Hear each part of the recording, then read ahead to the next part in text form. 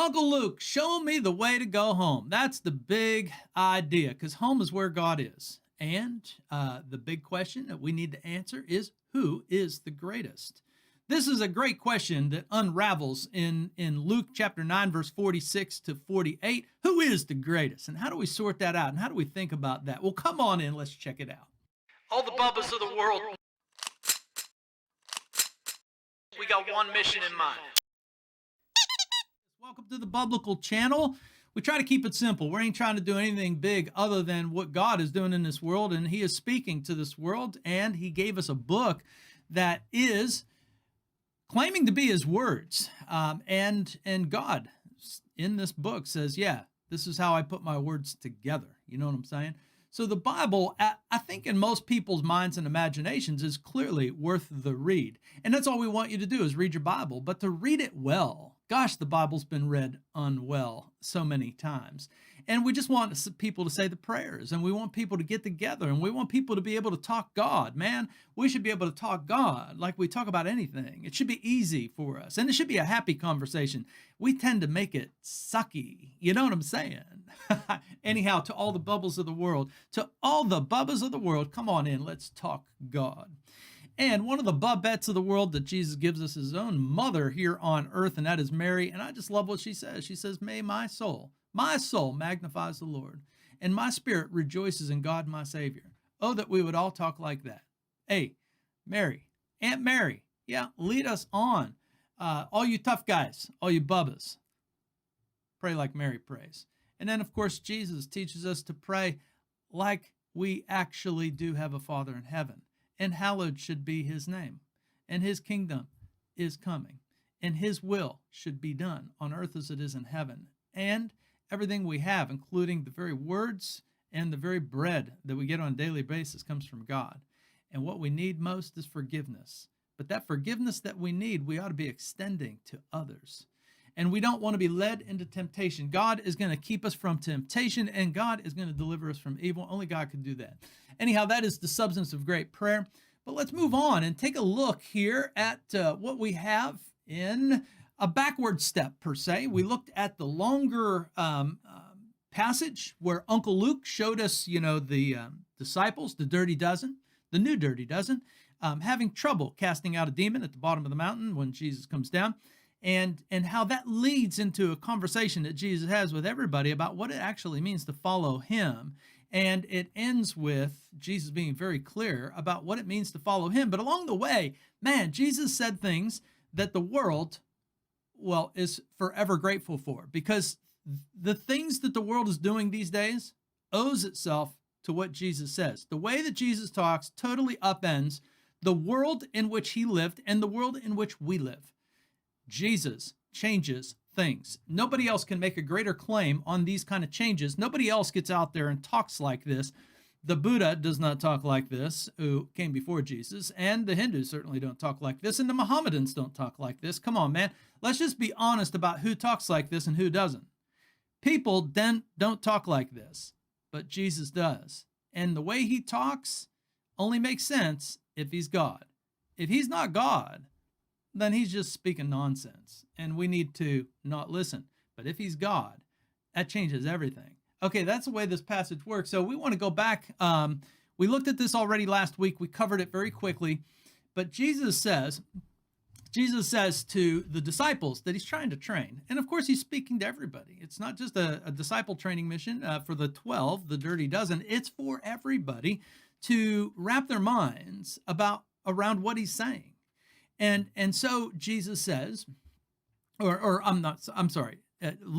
Luke tells us that the dirty dozen actually break out into an argument among themselves about which one of themselves was the greatest. Now, you and I chuckle because we should know, if we've read this far in the text, we should know this is so inappropriate to what Jesus is doing. But they're human beings, man. And these guys, I love them because they are not afraid to make fun of themselves. They're not afraid to show us how badly they missed it and how they think just like we think and the society around us thinks, that they are no different than us. That is so important in the way that the Bible shapes up the message to us. The people, the humans, the men that are involved are very humble people because they allow themselves to be made fun of. And then God is the one behind this process saying, these are my people. My people are glad to show others how they went wrong. And that's exactly what the new dirty doesn't do. Anyhow, let's go back to the scene. So Jesus steps into the middle of this. He knows what they're thinking. He knows their hearts. And he takes a child. So it's object lesson time. For those who cannot handle the capacity for abstract thinking, Jesus grabs an object lesson for some concrete thinking, which is kind of funny because Jesus goes to kindergarten and he grabs one of the kids, but he teaches like we're in kindergarten too, by grabbing one of the kids and pointing at the kid saying, surely you could understand what I'm going to say here. So anyhow, I think that's just a funny setup, the way that Jesus does this. Anyhow, he grabs this child and he puts it close to himself and he says to them, whoever receives this child in my name receives me. And whoever receives me receives him who sent me. For he who is least among you all is the one who is great. This is how Jesus answers their question. Whoa. Let's just admit for a second here that Jesus just, drops a pretty unique bomb into human history. Jesus, by saying what he said, as his followers, implying that the one who sent him is God, is definitely doing things in a way that human beings definitely don't do things. So that's we take this stuff for granted. We think like this now. And what we're not doing is giving God credit for it, because for the last 2,000 years, it's statements like this that Jesus said that have brought us to the place that we are today. So number one, this conversation is a conversation that all human beings have. It's the way that we think. It's the way that we walk down the street. It's the way that we carry ourselves. Who's the greatest? And typically, we're trying to figure out how we can slip ourselves into the world of the greatest.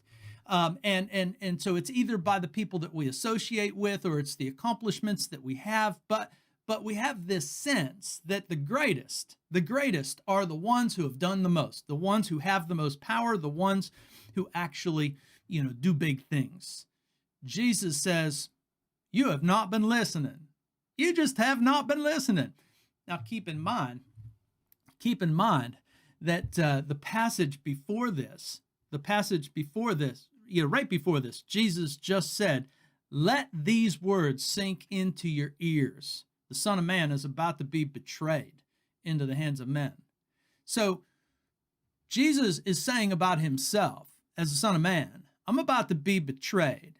And do you really hear what I've been saying? Not just about the Son of Man being betrayed, but let's stop there for a second.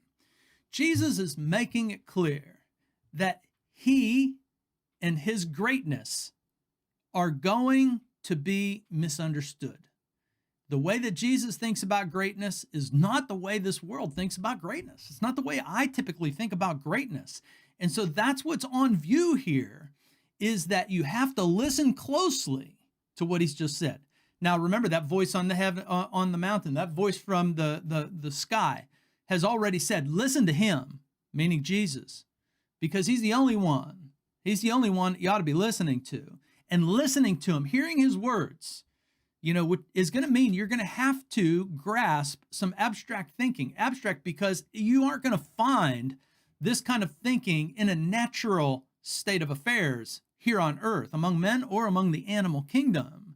So remember what Jesus has said so far, how he has taught the masses, how he has taught the crowds, and he has generated a lot of hearty response to everything that he has said, for one reason, because he is continually elevating the little man. He is continually elevating the little people of the world. Remember, Jesus up on the side of that mountain in kind of like a Ten Commandments, setting. The one greater than Moses is speaking, and when the one greater than Moses who is speaking, Jesus, says something. He says, blessed are those who are poor. Blessed are those who are hungry. Blessed are those who weep now.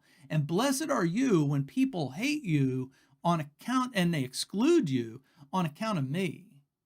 Whoa.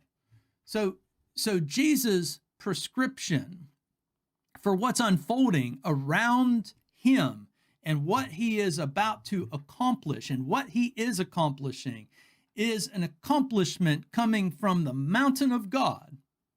And it is him who drops this line into the audience: love your enemies, do good to those who hate you, bless those who curse you, pray for those who abuse you. To the one who strikes you on the cheek, give him the other one. To the one who takes your shirt, to give him your jacket. To the one who begs from you, give to them. From the one who takes something from you, well, don't ask for it back. You see, Jesus says this is the higher plane. This is the greater of the achievements on earth. The greater of the achievements on earth is to actually lower yourself, not elevate yourself. Love your enemies, do good, lend, expect nothing in return. Your reward will be great in heaven. You will be sons of the Most High, for he is kind to the ungrateful and the evil. If God is kind or showing his kindness to the ungrateful and the evil, and you're following God, well, then you got to do the same thing.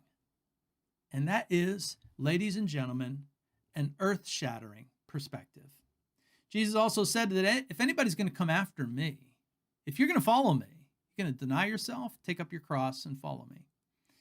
Let these words sink into your ears. So when the disciples have a conversation about who among them is the greatest, they are so far out of step with Jesus, it's not even funny. And any Christians in history that has elevated themselves and thought of themselves in terms of this world's idea of greatness is completely out of step with Jesus. Don't blame God when Christians act like the rest of this world and do not act like Jesus. Go back and sort out what the words of Jesus actually said. You need a worldview. You need real words to live by. You need a real perspective that actually comes from God. Listen, I'm just a dumb redneck. And I'm telling you that as a dumb redneck, it's a simple thought. I'm living on a planet that's going around the sun at 100,000 mile an hour plus. And it's spinning while we're doing that at 1,000 mile an hour plus. That's what science tells me. I believe it. And that drives me to God. I need answers. I need to know how I should be living in this planet, because obviously it's God's. It's not mine. It's nobody I know. Nobody created this doggone thing except God. And that's not meant to throw us into a snit. It's just meant to give us a perspective, a good perspective that puts us in our right place and God in his right place. But what Jesus is doing is telling how this world was designed to be run. When Jesus, says all these words and says, let these words sink into your ears, this is how God is looking for this world to be run. So when Jesus takes a child and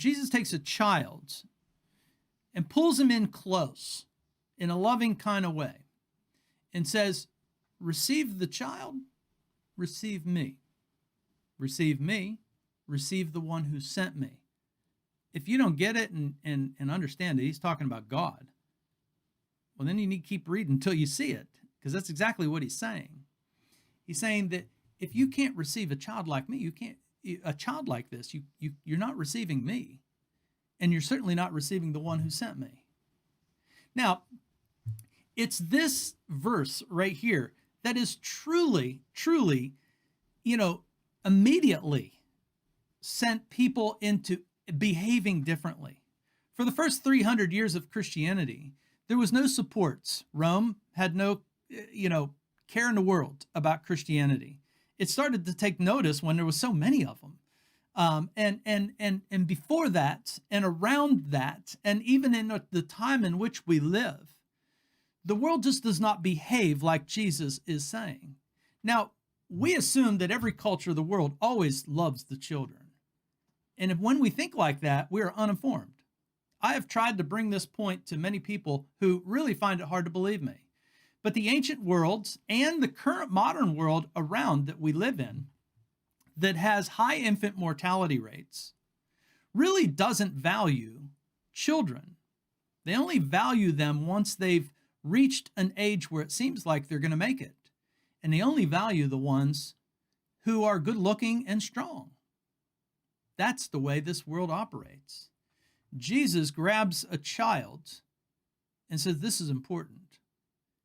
If you think everybody talks like Jesus, then you are not familiar with history. The Romans, were quite happy to expose children. The Spartans were familiar with them. They were always exposing children, looking for the toughest, but everybody did it. The Orientals did it. The Africans did it. Every culture exposed unwanted children. So when Jesus grabs a child and says, if you can't receive a child, then you can't receive me. He's changing the order of the world. And we now, we kind of embrace this without thinking about where it came from and how did we start thinking like this. This changed the conversation about success. This changed the conversation about children. This changed the conversation about dignity, human dignity, and this changed the conversation about compassion. What it means to be the greatest is not what we think in our natural state. Listen, all of the ideas that we have built into our framework of imagination right now, ideas like equality, compassion, consent, enlightenment, science, freedom, progress, come from the fact that Jesus got out there and people who followed Jesus got out there and started doing things differently. It all, so this passage isn't really about children. It's about how you think about who the greatest are. And when Jesus grabs a child, he's grabbing something out of the lowest realm of society, because you have to trust me or just go do your own reading on this. The ancient world, the old world, and even a lot of the modern world around us just simply does not value children. They are unvaluable. They're not valuable until they actually do stuff. So Jesus is upending. He's upending just the way that we think about success, upending what we think about greatness. And so, it's here that the idea of equality that we expect takes shape, that we believe in the equal moral status of every member of society in the human family, no matter what their rank, no matter what their race, no matter what their religion, their gender, or the sexuality is. It's Jesus who makes it very clear that we are to embrace other people, that we are to receive other people. Love God, love people. That is the two great commandments that Jesus gives us. And Jesus said, if you read the 10 commandments correctly, that's what you should get out of it. Love God, love people, receive people. To be great in this world is to be a receiver of people. And why should you be a receiver of people? Well, because God is a receiver of you. God is receiving people. And God isn't just receiving you, he's receiving people. So the way that we think about equality starts right here in what Jesus is saying, that the lowest levels of society are to be received. So the child is just an example. The Samaritans are to be received. The Gentiles are to be received. All the groups, all of the lowly groups are to be received. And that is what puts you on the road to greatness as far as God is concerned. Compassion begins right here. We believe the power, we believe that the powerful really don't have some sort of right to force themselves upon others. That's consent. We do not believe that people who are better than you have the right to force themselves upon you. Clearly, the disciples are at a stage and an age in life where they're better than the child, but they don't have a right over the child. The child has rights. That nobody should be forcing this child into, some sort of, submission, except for the parents who are training that child up in the ways to become a successful person. But compassion also. We believe in a society that should be judged by the way that it treats the weakest members of society. Where did we get that? Right here. We believe now that the weak should be taken care of. We believe now that the weak, have a voice and have a say. That's what we believe now. I'm not saying we act like that now, but we do believe that now. We believe in enlightenment. We believe in education for all. We really do. And where did we get that from? When Jesus takes a child and says, receive this child to receive me. Receiving the child opens the door to understand that everybody should have access to education. And, that the only way to really achieve the best out of human society is to educate everybody and to allow them to have access to education. This is not the way the old world worked, the ancient world worked, and it certainly doesn't even operate that way in the modern world in all sense of it in other places around the world. In the United States, we take this seriously, and many other countries take this seriously, but not all countries take this seriously. We believe in science and its ability to help us to understand the world around us. We believe in freedom, that people are not property, that children, are not property, that they're little people, that they, as people, have rights. And we believe in progress. We believe that as we invite the weak into our society, we get the best out of our society. Now, listen, I have read pretty much all of the philosophers, Socrates, Plato, Aristotle. I'm not saying I've read everything that they've written, but I have read enough to know that they don't believe this. When it comes to a comparison between Socrates, Plato, and Aristotle to Jesus, they're morons.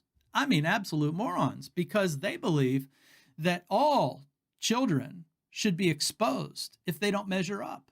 And especially if they're unwanted, if the parents really aren't in a place to take care of them, they should just expose them, take them out to the dumps and expose them. And that's what Rome did. Rome was famous for this, and most other cultures are famous for just disposing of the children. And so it was people, Christians like Telemachus and Macrina, who we actually read a history about. But they were just following the patterns of other Christians who came before them, who would actually walk the dumps and pull up these exposed children who were deformed children. They were children who were unwanted. They were children who were unnecessary. They were children who just didn't fit in. And it was totally fine. There was no laws prohibiting this. Zero laws until Rome became a Christianized kind of place. No laws existed in Rome or anywhere else in the world that protected children like this. But this is what we expect now. And that's what makes it so strange whenever we're not doing things to actually protect the children. But again, this is not about the children. This is about all the members of society who are weak. Nietzsche, the famous philosopher of the 1800s, who many people, very popular guy. He said many popular things. We get a lot of people today who think Nietzsche had it right. And Nietzsche hated Christianity because of one chief problem.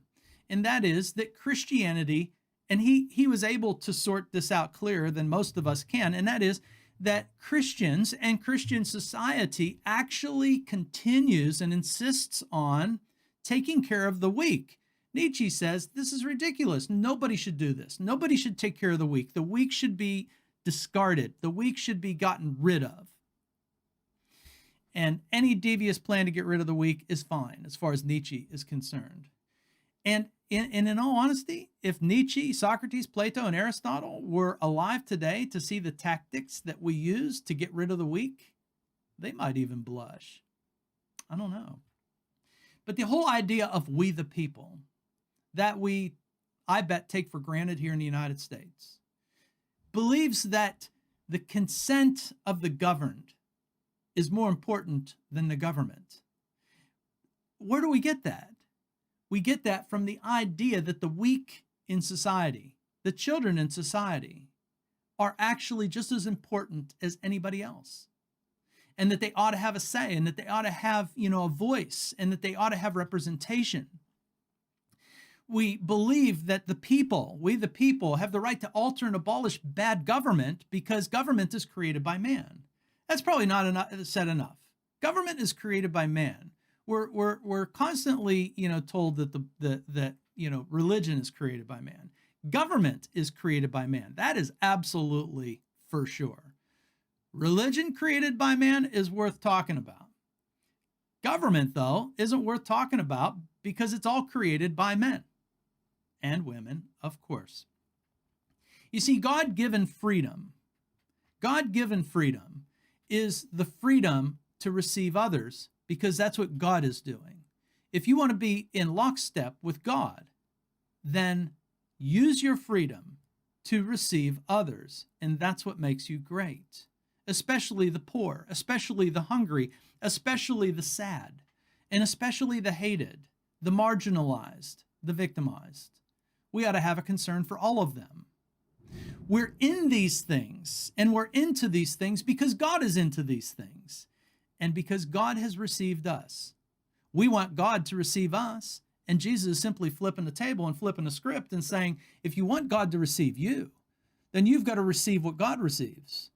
And what God's receiving is the weak, the lowly, the meek, the sad, the hungry, the misfits, all of that.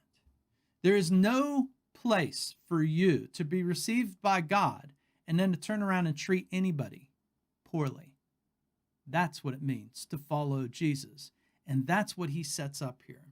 I mean, I'm not bragging. I'm just saying that this passage changed my life. I gave up at the age of 35 years old, I gave up a very good company to pursue, doing church work and teaching children. I taught in the public schools for 12 years.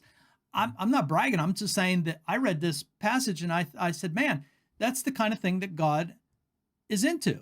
So I want to be into it, at least for a little while. That doesn't mean I can't be into business too, which I am into business. That's great. I love business, but I know that God, he's not into business as much as he is, is the weak and the poor and those who need to hear. We're into these things because God is into these things. And my own child, my firstborn child, I was told, my wife was told, was going to be born with Down syndrome and that we ought to make plans to get rid of it. It was just said that plainly. We'll get the amniocentesis, and when it comes back negative, we ought to make plans to get rid of it. That stopped me and my wife in our tracks, and it really changed us to think about a better way. Jesus has given us that better way. Let's embrace what Jesus is doing. Let's embrace a whole different way of thinking, and let's continue to make the world in which we live in a place where equality, compassion, consent, enlightenment, and science and freedom and progress are important to everybody, not just some. To do that is to take up your cross and follow Jesus. This country that we live in that says we the people and starts its constitution off with we the people and has a declaration of independence that talks about equality and inalienable rights, consent to the governed, and alter and abolish government is only good as long as it holds to those platforms, which are Jesus platforms. Yeah. Anyhow, so that's our deep dive. And remember, Jesus began this conversation by saying, this generation is quite twisted and faithless. Well, let's reverse course. Let's get on board. Catch you next time.